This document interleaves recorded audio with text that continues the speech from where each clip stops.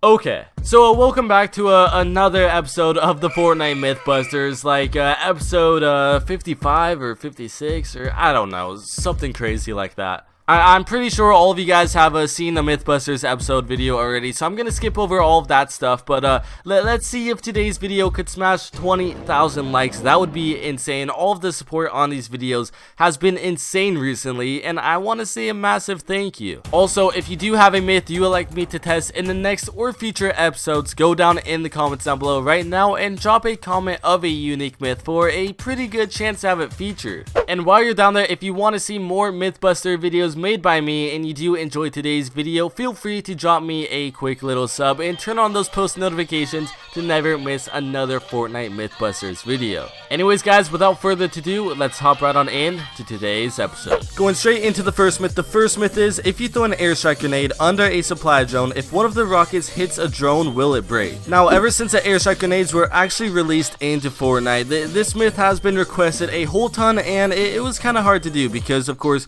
you have to get the airstrike grenades in creative mode and you can't just spawn that in.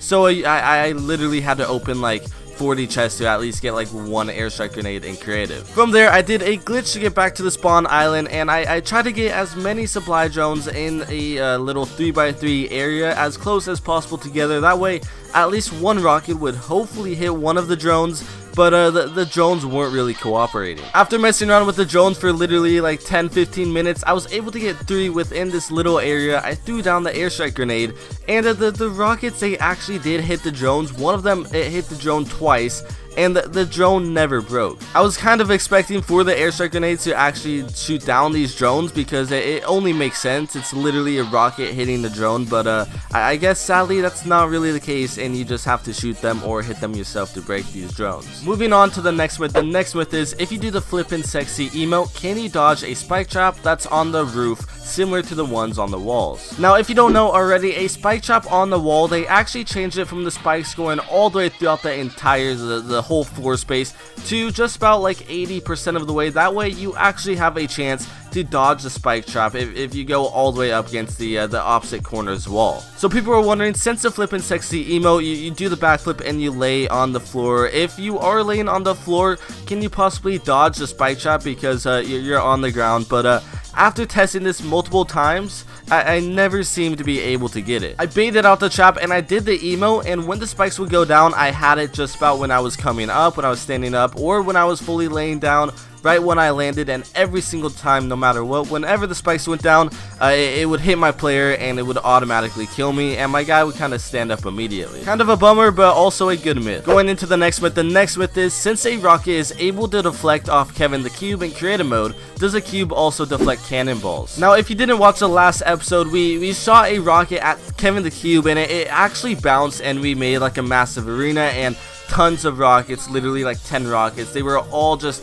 deflecting off Kevin the Cube. So people are wondering, can you do something similar but with the cannonballs instead? Now, when I tested this out, I of course spawned in the cannon, and it seemed like the cannons weren't really deflecting or bouncing off of Kevin the Cube. But after looking at it in third person and watching it very closely, the balls do in fact deflect and bounce off of the cube, but not as far as say the rockets or even like a regular player. Now thinking of it though, if you shoot a cannon at like a regular wall and you shoot it at multiple walls that are like stacked up between each other, the cannon won't really ever break and the ball will end up bouncing off. So I guess it's kind of thinking of it in that way as well. But overall, pretty interesting. The next myth is, what happens when you're a prop and you go through a rift? Will you no longer be a prop, or can you glide as a prop? What happens when you go through the rift? So obviously all of the hype surrounding the prop hunt game mode has kind of died down, and I don't really see too many people talking about it anymore, but I thought I would test it anyways since it got over 100 likes. When I tested this myth out in game, I turned into this sick gaming chair and I gave my second account some rifty goes. From there, we used a rift to go, and he was pretty close to me, and I was actually teleported into the rift, even from the distance I was. And you just kind of skydive like regular, but the only bummer is that you are unable to pull out your glider and kind of glide down. I tried this once again, but I actually jumped in the rift as a different prop, and the same thing happens. You are unable to pull out your glider, but you are able to just skydive straight down to the ground extra fast without having to deal with the glider redeploy at pretty close to the ground. Overall though, pretty interesting and something I didn't know. Going into the next myth, is if you use an infinity sword and launch into Kevin the Cube, will you slide straight through the cube or bounce back? Now luckily the infinity sword is no longer in the game. I'm pretty sure everybody hated it, and that kind of led to the downfall of Fortnite so far. It kind of killed the game for a lot of players, and a lot of people did end up quitting. Luckily though, they did have the infinity blade in the creative menu, and also Kevin the Cube, which I put 2 and 2 together, and I tried to launch into the cube, and you just kind of bounce straight back. You don't break immediately through it like you would in game. If you don't remember playing with the infinity blade, or you're just a newer player to Fortnite, basically this sword, whenever you'd hold down right click for on PC, you would do this massive jump, and no matter what structure is in the way, you'd break through it. So there could literally be like 20-25 walls, and you'll just destroy straight through them, and it was insanely OP. Same with the left click, just the regular hits, those would also break through no matter how many walls you go through, just one at a time.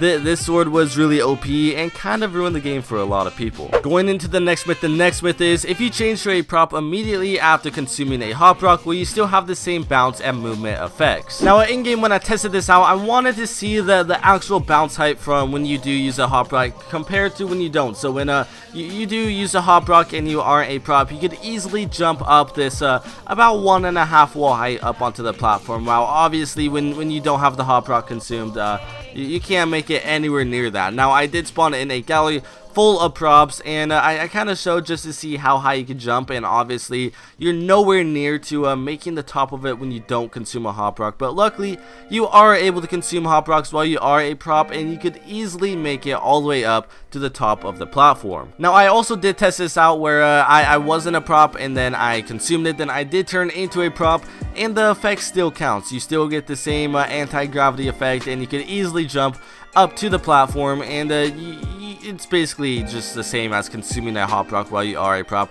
Nothing really changes, and you still have everything the exact same. Overall though, this is good to know if you are a map builder and you do like making these prop up maps with all these cool little things to change it up a little bit. The next myth is, what happens when you grapple onto another player with a baller, then that player uses a rift to go? Now I actually did test this myth out maybe like 10 to 15 episodes ago, and everybody's been asking me to do it once again. I mean, the comment literally got like easily over 100 likes, so I decided why not test it out once again and maybe see if something changed.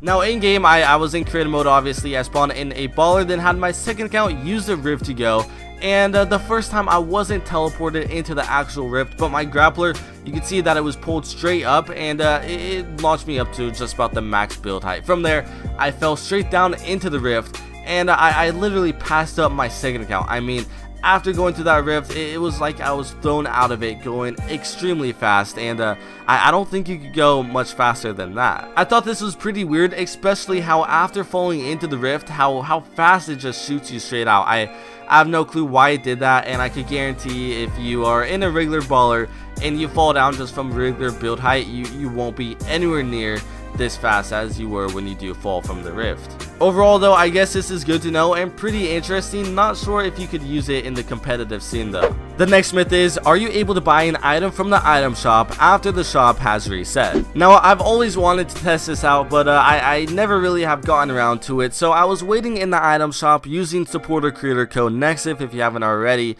use that code, send me pictures of you using it. But the shop was at 5 seconds from turning into the new shop, it resetting obviously. So I opened up the hang loose emote, which I obviously had enough V-Bucks for, and I waited easily over 5 seconds. I waited a good 15-20 seconds, and I'm not going to edit any of this out. And after waiting for a pretty long time, the shop obviously reset. I even pulled it up on my phone to show that it was 5 o'clock Pacific time. I tried to purchase the emote, and I got an error. The error code was something that I've never really seen before, and I guess it kind of makes sense. It is obviously we cannot find the catalog item, and then all of the error messages, I guess. Anyways, that's gonna be it for today's episode. I hope you have enjoyed. If you have, make sure to leave a like and also subscribe. If you are new to the channel, drop a comment of a myth to be featured in the next episode, and I will see you guys next time.